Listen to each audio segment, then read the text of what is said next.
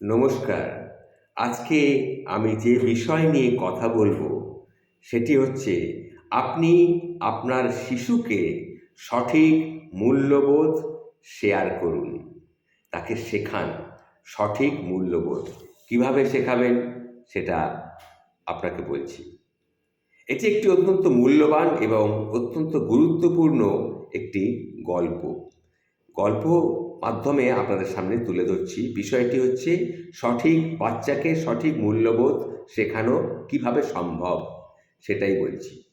ধরুন আপনি দুপুরের খাওয়া শেষে একটাই মাছ ভাজা রয়ে গেছে। রাতে খাওয়ার সময় মাছ ভাজাটা আপনি কাকে দেবেন? পরিবারের শুধু আপনারা দুজন আর একটা ফুটফুটে সন্তান। তাহলে আমরা এই চিত্রটা আমরা অনেক বাড়িতেই দেখে থাকি। আমরা কি দেখতে পাই? রাতে খাওয়ার সময় বাচ্চাটাকে পুরো মাছটা সবাই দিয়ে দেয়। বাবাই হোক মা হোক, একটা মাছ যখন আছে বাচ্চাটাকে দিয়ে দেয়। আর বাবা মা দুজনে শুধু ড্যাব ড্যাব চোখে তাকিয়ে থাকবে, আর তার খাওয়া দেখে তাদের মনটা ভরে যাবে। আহ, কি শান্তি! এটা কি করা ঠিক হলো? এর থেকে বাচ্চাটা কি শিখলো? আসলে কি করা দরকার ছিল সেটা নিয়েই আমি বলছি। রাতে তিনজনই একসাথে খেতে বসবো। তারপর সামনে মাছটা সমান তিনটে ভাগে ভাগ করব।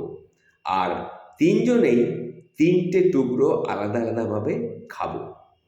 বিশ্বাস করুন, এই ক্ষেত্রে বাচ্চার সমস্ত ওই আস্ত মাছটার খাওয়ার দিকেই তার লক্ষ্য থাকবে, কিন্তু সেই আস্ত মাছটাকে তাকে দেয়া হবে না। আস্ত মাছটা খাওয়ার কোনো তার ফায়দাও হবে না, কারণ তার ব্রেনে একটা ভুল মেসেজ সেই সময় আজীবনের জন্য সেট হয়ে যাবে। সেই মেসেজটা কি? না, আমি সবথেকে বাড়িতে ভালো জিনিসটা খাবো, সবথেকে সেরা জিনিসটা আমিই নেবো। এটা তার মেসেজ তার ব্রেনের মধ্যে কিন্তু সেট হয়ে যাবে। অথচ তিন টুকরো মাছ, এই যে টুকরো টুকরো মাছ, একটা মাছকে তিনটে টুকরো করা হলো, এটা যদি তিনজনে মিলে বাবা মা এবং সন্তান ভাগাভাগি করে খায়, তাহলে সেই তিন টুকরো মাছ তাকে শেখাবে কিভাবে অল্প জিনিসও সবার সাথে ভাগ করে খেতে হয়। এটা সে কিন্তু শিখবে। তার অপোজিটে থাকা মানুষগুলো খেয়েছে কি না সেই ব্যাপারেও তার খেয়াল রাখার মানসিকতা কিন্তু জাগ্রত হবে। আর এই মেসেজটি আজীবনের জন্যে তার ব্রেনে ঢুকে যাবে। এটা একেবারে ছেলেবেলা থেকেই কিন্তু করা উচিত। বাচ্চা তার বয়স অনুযায়ী যতটুকু বোঝার ঠিকই কিন্তু বুঝে নেবে। বাচ্চারা তাদের মতো করে সবই কিন্তু বোঝে। এই যে এই ট্রিকটা যদি কাজে লাগান, দেখবেন তাকে কিছু খেতে দিলে আগে আপনার হাতের দিকে দেখবে, তার মায়ের ভাগটা দেখবে ঠিকমতো আছে কি না, তারপরে সে নিজের ভাগটা দেখবে। এটাই সে শিক্ষা পাবে। বর্তমান সময়ে অনেক বাচ্চাদের দেখা যায় সব কিছুই সে নিজের করে পেতে চায়। তার ভাইরা বা অন্যান্য বোনরা কি পেলো না পেলো সেদিকে তার কোনো খেয়াল থাকে না।